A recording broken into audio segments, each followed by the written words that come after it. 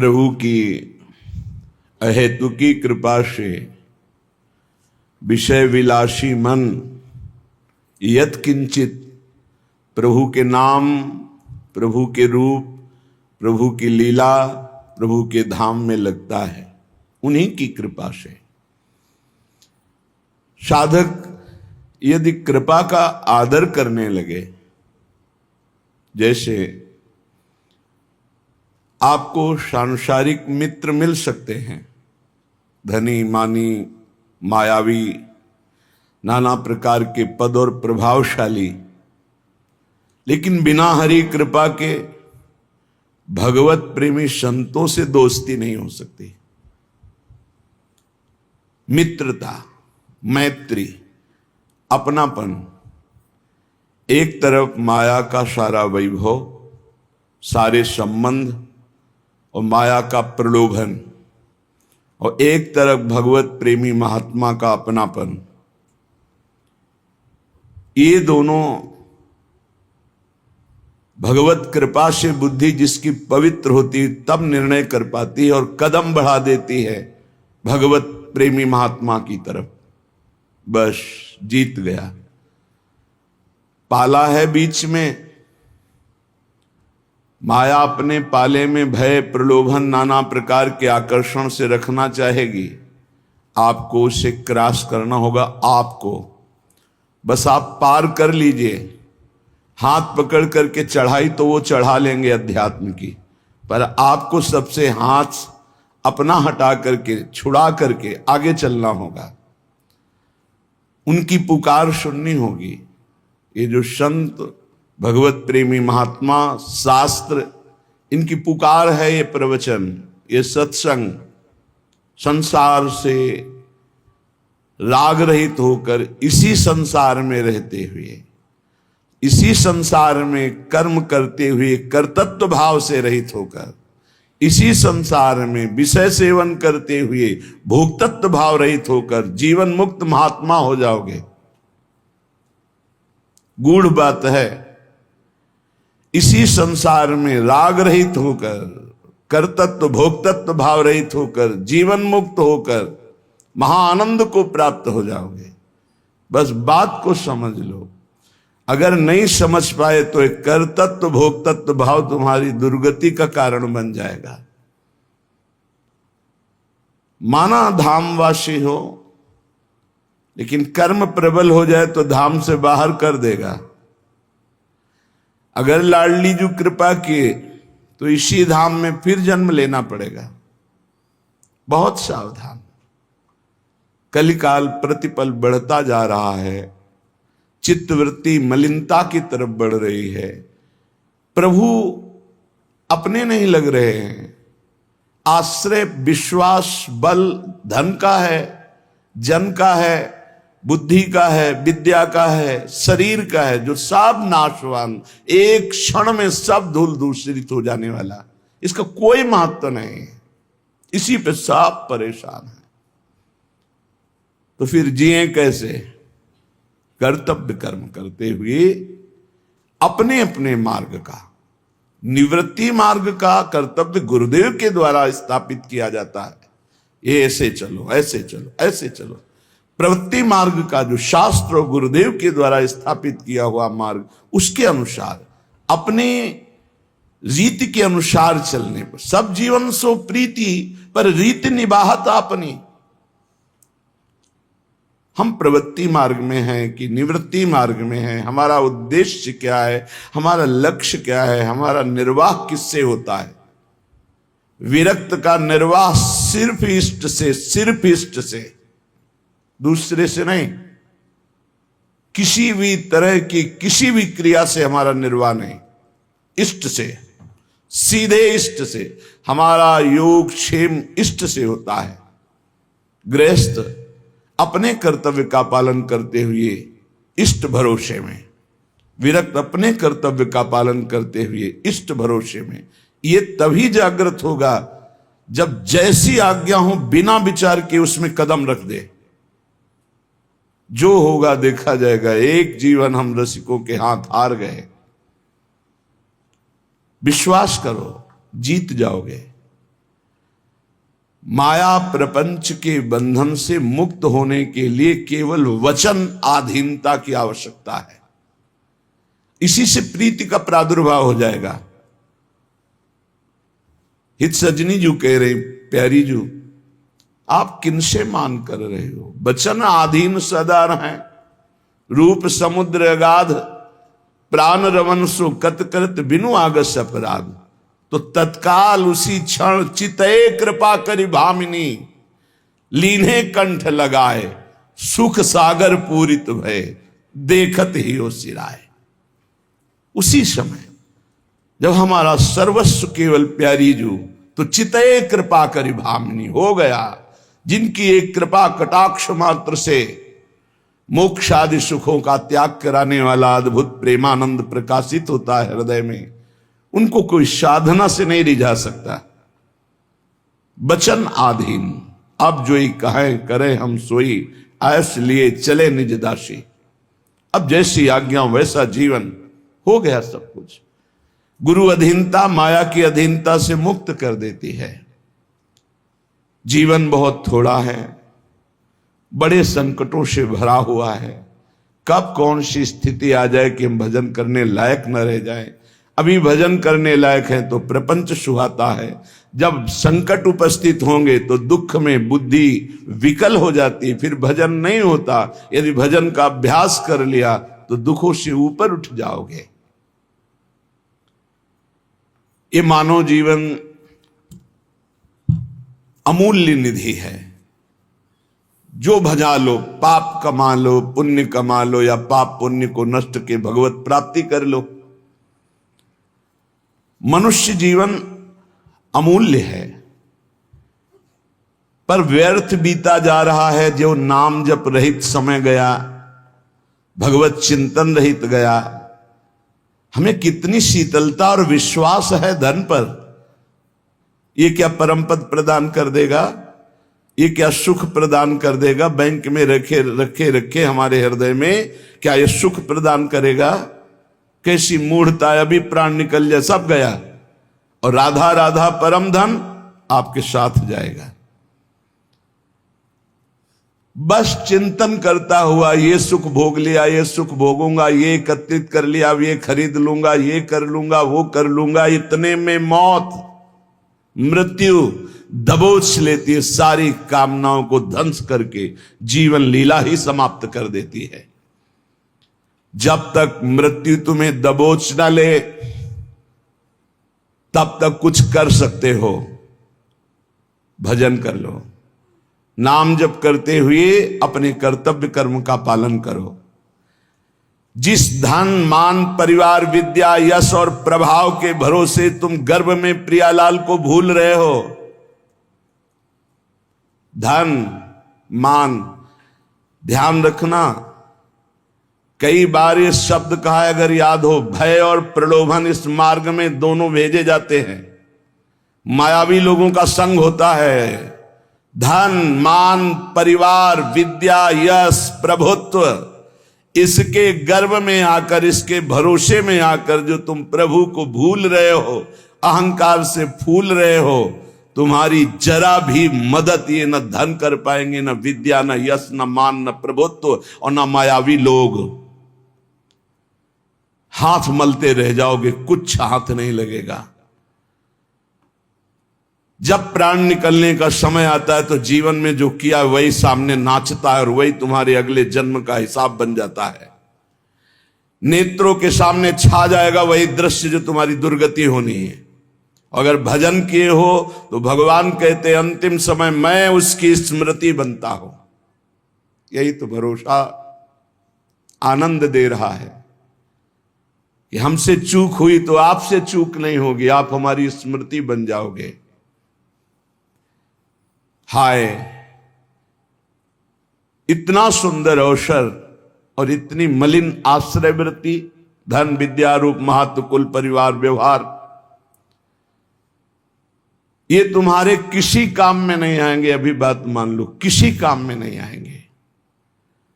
ना तुम्हारी कभी सहायता कर पाएंगे और ना ये तुम्हें सुख प्रदान कर सकते हैं जिनका तुम भरोसा लिए हो। पद का, धन का, प्रतिष्ठा का, व्यवहार का, परिवार का, पक्का। ये उस समय समझोगे जिस समय तुम समझ पाकर कुछ कर नहीं सकते। मन पछितई है अवसर बीते, दुर्लभ देह पाए हरिपद भज, करम वचन अरु जीते। भगवत कृपा मूर्तिमान मनुष्य शरीर प्राप्त होना, आंख ठीक है, कान ठीक है, नाक ठीक है, जबान ठीक है, सब स्वस्थ हो, बड़ी कृपा भगवान की। अब हमको भगवान की कृपा से सत्संग भी मिल गया। अब हमको पता भी है कि सत्य वस्तु क्या है, असत्य क्या है। वैसे सत्य वस्तु वो क्या है और असत्य क्या है तो गांव गली में भी लोग जानते हैं। जब किसी का शरीर छूटता है ना, माथे पे या कांधे पे 100 रखे होते हैं। गांव से दूर यात्रा में 2 आदमी माथे पे रखते, एक आगे एक पीछे। नजदीक यात्रा में 4 आदमी कांधे पे ले लेते हैं और उस समय गान करते हैं, राम नाम सत्य है। पता है उनको सत्य क्या है, पर गीत केवल गाते हैं, चित्त में नहीं एक बार भी उनके कि हम क्या बोल रहे हैं। अंतिम जीवन लीला का अंतिम फल राम नाम सत्य है। तो अब जीवन भर लग जाओ हर कार्य करते हुए जबान से भगवान का नाम रटना, क्योंकि आज से तुम्हें पता चला कि जिस शरीर को ये बहुत अपना मान रहा था आज उसे फूंका जाएगा, वो नष्ट हो जाएगा। सत्य है तो भगवान का नाम, लेकिन वो केवल गाने में आता है। वो गीत केवल अंतिम समय, शरीर छूटने के समय कि चलो सत्य वस्तु का ज्ञान करा दे कि राम नाम सत्य है, भगवान नाम सत्य है। दुर्लभ देह पाए हरिपद भज, करम बचन और जीते, मन पछतई है अवसर बीते। अब पछताए का बने जब चिड़िया चुन गई खेत। काल रूपी चिड़िया जीवन रूपी खेत के श्वास रूपी दाने चुन गई, अब क्या बचा। इसलिए सावधान हो जाओ, अपने मनुष्य शरीर को संभालो। तुम्हारा मनुष्यपना इसी बात में है कि इसी जन्म में तुम ब्रह्मबोध या भगवत प्राप्ति कर लो। अनंत जन्मों के भटकन को मिटा दो, नहीं भटकते ही रहोगे, कोई रास्ता नहीं है आगे। अभी समझ में नहीं आ रहा, प्रमादवश अभी लग रहा है मैं मनुष्य हूं, जवान हूं, खूब धन है, मैं भोग लूं। लेकिन शरीर छूटते ही ये मानो दे, फिर तुम परवश हो जाओगे। पशु पक्षी नाना प्रकार की योनियों में तुम्हारी बिल्कुल स्वतंत्रता नहीं रहेगी कि तुम कोई नवीन कर्म कर लो। भगवान की जब अहेतुकी कृपा होती है तब संत मिलते हैं। जिसके जीवन में संत का प्रवेश हुआ, समझो हमारे ऊपर अहेतुकी कृपा श्री हरि की है। अब मोहि भा भरोस हनुमंता, बिनु हरि कृपा मिले नहीं संता। तो जब संत मिले तो उनकी आज्ञा पालन करो, उनके बतलाए रास्ते पर विचार करने की जरूरत नहीं है। संसार के दोस्त मित्र मायावी व्यवहारी, इनसे बात करने पर इनकी बात पर विचार करो। बिना विचारे जे करें ते पाछे पछताएं, काम बिगाड़ो आपनो जग में होत हंसाए। पर जब संत सदगुरु बात करें तत्काल उनकी आज्ञा के पालन में तत्पर हो जाओ। बिना ही विचार करी शुभ जानी, वहां विचार की गुंजाइश नहीं है। याद रखो, मनमानी आचरण करोगे तो जीवन असफल हो जाएगा, और संत आज्ञा में रहोगे तो जीवन सफल हो जाएगा। तुम्हारे ऊपर भगवान की अहेतुकी कृपा की वर्षा हुई। मनुष्य शरीर, संत समागम, भजन पद्धति का तुम्हें ज्ञान हो रहा है। तुम्हारे सारे पाप संताप जल जाएंगे। तुम्हारा हृदय आनंद और शांति के सुख में डूबने लगेगा। तुम भगवत प्रेम की धारा में डूबकर परमानंद को प्राप्त करोगे। परंतु याद रहे, केवल नकल की हम बात नहीं कह रहे, हम असल बात कर रहे हैं। आज लोग केवल बाहरी बातों पर ध्यान देते हैं, आंतरिक वृत्ति पर नहीं ध्यान देते। आप जितना फैलाओगे आपका चिंतन फैलता समा जाएगा। समिटे सो आशिक, फैले सो जमाना। बात मान लो, समिट जाओ। जितना समिट जाओगे उतना जीवन मुक्त होते चले जाओगे, जितना फैलते चले जाओगे उतना फंसते चले जाओगे। तुम्हें नहीं दिखाई दे रहा, तुम्हें लाभ दिखाई दे रहा है, हमें हानि दिखाई दे रही। अपने माने हुए लाभ का त्याग करके संत और गुरुजनों की मानी हुई वृत्ति पर हमें अपनी वृत्ति बैठालनी है। जो लोग संतों के प्रति आकर्षित होते हैं, आकर्षण, एक माया का आकर्षण, एक स्त्री पुरुष का आकर्षण, एक खान पान का आकर्षण, एक नाना प्रकार के पद प्रतिष्ठा का आकर्षण, पर जो संतों पर आकर्षित करते हैं वो भगवान के बड़े कृपा पात्र जन होते हैं, जो संतों से आकर्षित है। जैसे संसार में किए हुए आकर्षण आसक्ति दुर्गति का कारण है, पर वही आकर्षण आसक्ति यदि संत महापुरुषों से हो जाए तो मोक्ष का खुला हुआ द्वार भगवान कपिल देव जी कहते हैं। संतों के संग से अपनी मान प्रतिष्ठा, पूजा, बाहरी संबंध, संतों के प्रभाव से आई हुई भोग सामग्री, इसके भोग करने में न लग जाए। बड़ा सूक्ष्म विषय है, इसीलिए कह रहे हैं सावधान। संत आकर्षण हुआ, बड़ी कृपा हुई भगवान की, तो संतों के पास जब भजन वो करते हैं तो मान प्रतिष्ठा मिलती है, रुपया पैसा मिलता है, भोग सामग्री मिलती।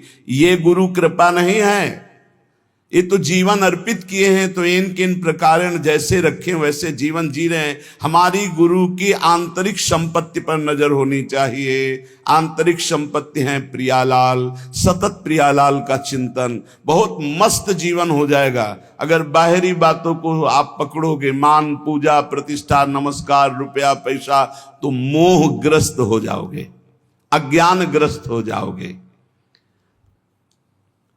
क्या बिना भजन किए विभूतियां प्रकाशित हो जाएंगी क्या तुम्हारे अंदर, वैभव भगवान का? अरे जो संतों के बाहरी वैभव का भोग करने की चेष्टा करते हैं वो स्वयं डूबते हैं और अपने संग में दूसरों को भी डुबो देते हैं। आप गए और घालें जे को सत मार्ग प्रतिपालें। बड़ा सूक्ष्म विषय चल रहा है। उपासक को चाहिए मात्र केवल उनके उपदेश और उनकी आंतरिक संपत्ति पर नजर रखे। जीवन अर्पित है, अब जैसे आप रखो वो आपकी मर्जी। हमारा जीवन में कभी झगड़ा नहीं होगा, क्योंकि हमको जो गुरु ने संपत्ति दी वो बंटवारे वाली है ही नहीं। न चोर चुरा सकते हैं और न कोई गुरु भाई बंटवारा कर सकता है। अमोघ संपत्ति है और गुरु की बाहरी संपत्ति पर नजर ही नहीं होनी चाहिए। नहीं, आंतरिक दो जगह नजर नहीं कर पाओगे।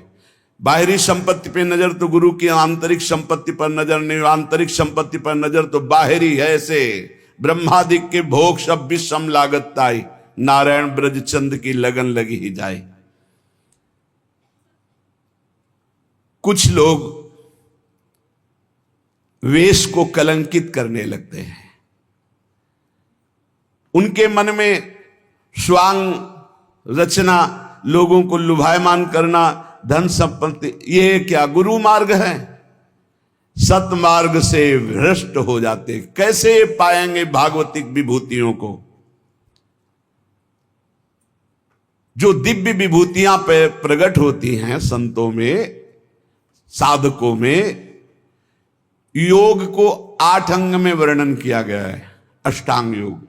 उसमें सबसे पहला आता है यम, नियम। तो पहला यम, यम ही 5 प्रकार के होते हैं। अहिंसा, मन वाणी शरीर से किसी को दुख ना पहुंचाना। सत्य, वचन से सत्य, आचरण सत्य और मनन सत्य। जिसकी मन वाणी और आचरण एक होते हैं उसे योगी कहते हैं। जिसके मन में कुछ और, वचन में कुछ और, क्रियाएं कुछ और, वो भोगी होता है, संसारी। आस्ते, किसी के चोरी न करना। और ब्रह्मचर्य, अपरिग्रह, ये यम है, पहला योग का पहला यम है ये। यम 5 प्रकार: अहिंसा, सत्यास्ते, ब्रह्मचर्य, अपरिग्रह।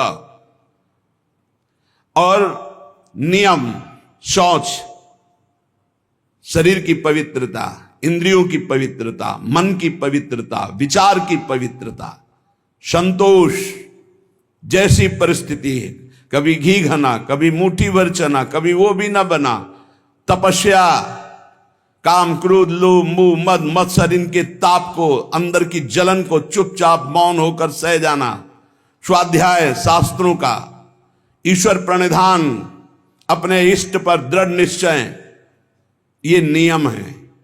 अष्टांग योग की शुरुआत ही इसी से होती है। यम, नियम, फिर प्राणायाम, प्रत्याहार, ध्यान, धारणा, समाधि। जिसकी नींव में यम नियम है वही अष्टांग योग के महल को खड़ा कर पाता है, और वही यम नियम की परम सिद्धियों को प्राप्त होता है। आजकल जैसा लिखा है, यम नियम से कोई मतलब नहीं, योग का ढोंग किया जाता है। यम नियम ही अहिंसा, सत्यास्ते, ब्रह्मचर्य, अपरिग्रह, यम, शौच, संतोष, तपस्या, स्वाध्याय, ईश्वर प्रणिधान, यही पूर्णता को प्रदान कर देंगे। ये बिल्कुल नहीं होते। इसलिए मान सम्मान, रुपया की प्राप्ति के लिए योग का झूठा नाटक हो सकता है, लेकिन परमात्म समाधि में प्राप्त होने के लिए जो योग है वो यम नियम से प्रारंभ होता है। जिसके जीवन में यम ही नहीं है, नियम नहीं है, वो कैसे योगी हो सकता है? किसी भी मार्ग का पति को ये दो तो होते ही हैं सब में, यम और नियम। चाहे वो किसी भी मार्ग का, किसी भी संप्रदाय का हो, अगर अहिंसा, सत्यास्ते, ब्रह्मचर्य, अपरिग्रह, शौच, संतोष, तपस्या, स्वाध्याय, ईश्वर प्रणिधान नहीं तो है क्या फिर जीवन में? सच्चे बनो, नकली मत बनो। आचरणों की सत्यता ही साधुता की प्रमाणता है। तुम्हारे आचरण कैसे हैं? परम तत्व अनादि है, एक है, सर्वव्यापी है, सर्वाधार है, सर्वनियंता है, सर्वमय है, सर्वमय है। उसके अस्तित्व का अस्तित्व है, उसके प्रमाण को अनुभव करना है। श्री हरिवंश प्रमाण मनम। चेतना तो सब में चेतनत्व रूप में परमात्मा विराजमान है, आनंद समुद्र सब में विराजमान, कौन डुबकी लगा पा रहा है? इसलिए बस प्रार्थना हम तुमसे कर सकते हैं कि भगवान से चाह करो कि मुझे शुद्ध भगवत प्रेमी महात्मा, शुद्ध ज्ञानी मिल जाए। और जब संत मिल जाए तो संत की आज्ञा पर अपने जीवन को न्यौछावर कर दो। संत सेवा, संत आज्ञा, ये तुम्हें परम पद में पहुंचा देगी। तुम संत को तौलने की चेष्टा मत करो। तुम्हारे पास तराजू नहीं, कबाड़ तोलने वाले से सोना चांदी हीरा जवाहरात नहीं तोले जाते। तुम्हारी बुद्धि कबाड़ है जो त्रिगुण माया से युक्त है। त्रिगुणातीत स्थिति वाले महात्माओं को क्या जान पाओगे? संत जिससे तुलते हैं वो तुला ही तुम्हारे पास नहीं, वो तराजू ही नहीं है। श्रद्धा और भक्ति और विश्वास के द्वारा तुम उनके रहस्य को जब वो बताना शुरू करेंगे तब जान जाओगे। इसलिए केवल तुम आज्ञा पर रहो। जिस समय तुम किसी भी संत के थोड़े अंश को जान जाओगे कि ये क्या है, तो तुम चकित और आश्चर्यचकित होकर गर्व करोगे कि भगवान की अपार कृपा, मुझे ऐसे महात्मा का संग मिला। जिन बातों को तुम असंभव मानते हो, जो तुम्हारी धारणा में भी नहीं है, जो तुम कल्पना से भी नहीं सोच सकते, उससे बहुत आगे संत स्थिति होती, जिसे संत कहते हैं। अविश्वासी, अश्रद्धालु, अज्ञानी, ये लाख बताया भी जाए तो ये नहीं मान सकते हैं, क्योंकि मानने के लिए जो स्थिति चाहिए वो श्रद्धा। बिना श्रद्धा के प्रथम हृदय श्रद्धा जो करे, आचार जन जाय अनुसरे, जहां जहां हरिवंश के। श्रीमद् भगवद गीता जी में श्रद्धावान लभते ज्ञानम तत्परासहित इंद्रिया। श्रद्धा, श्रद्धा। मोह में फंसी हुई बुद्धि संत का प्रमाण पत्र चाहेगी। दुनिया की चाहे जितनी बुद्धि लगा लो, जहां उनकी स्थिति वहां पहुंच ही नहीं सकते। वहां पहुंचने के लिए सर्टिफिकेट की आवश्यकता नहीं है, वहां पहुंचने के लिए मन बुद्धि को अर्पित करने की जरूरत है। मन बुद्धि को अर्पित कर दो संत सदगुरुदेव के चरणों में, धीरे धीरे जान जाओगे। संत ब्रह्म है, ब्रह्म स्थित ही संत है।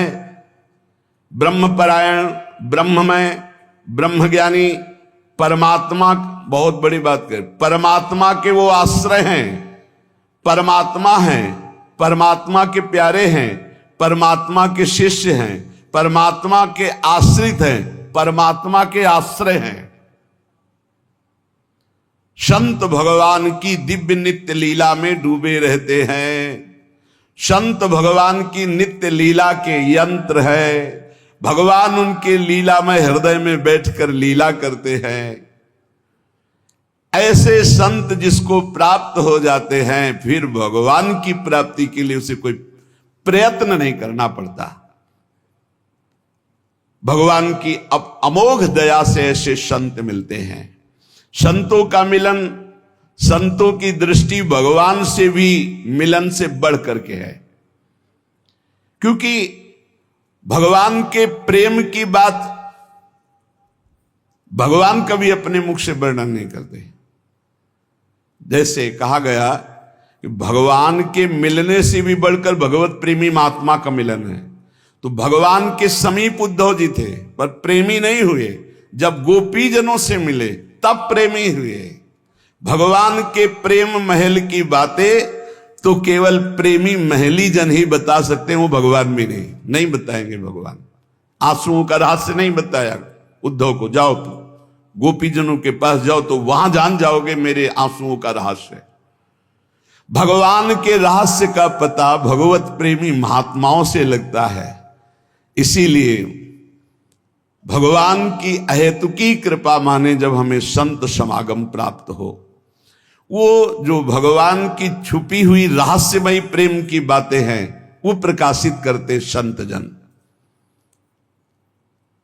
तुम केवल अवगाहन करो तो रस बरसाएंगे, तुम केवल आनंद स्वाद के लिए पिपासु बनो, ऐसे नहीं, ऐसे अहंकार से भरकर नहीं, अवज्ञा नहीं, अवहेलना नहीं, ऐसे छल कपट नहीं, जो कहोगे वही करेंगे, करना कुछ नहीं, छल कपट नहीं, ऐसे जैसी आज्ञा वैसे। आप कहो अभी प्राण त्याग दें, बस इतनी जरूरत है। जीवित मर जाए उलट आप में समाये है दिलगिरी। अरे अखिल कोटि ब्रह्मांडों का मालिक मिल जाएगा तो कौन सा वैभव बकाया रह जाएगा भाई।